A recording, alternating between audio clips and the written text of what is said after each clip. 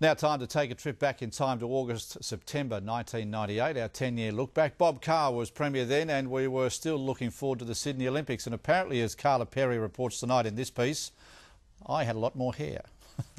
10 years ago, and just like today, police had plenty to keep them busy, like investigating yet another robbery at the Wagga City Golf Club, where thieves stole the takings from the Chinese restaurant.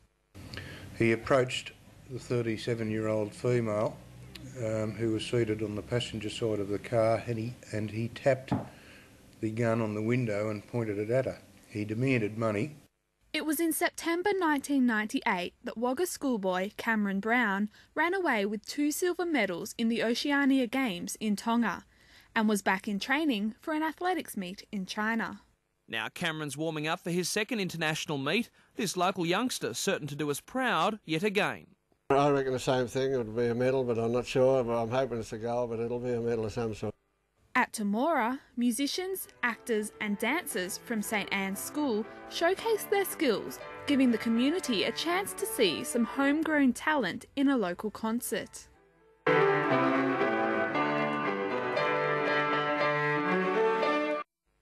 The old emu abattoir at Narrandera ran into some trouble back in 1998.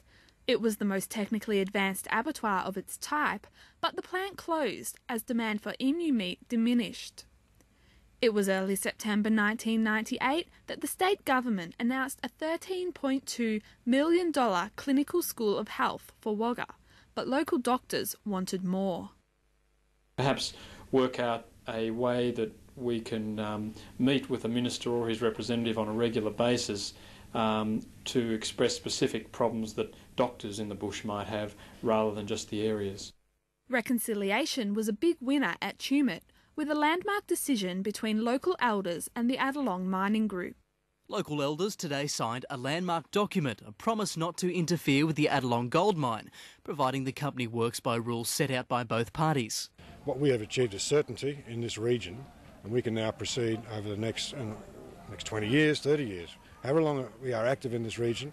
Wagga signed an historic multi-million-dollar trade deal with its Chinese sister city, Kunming.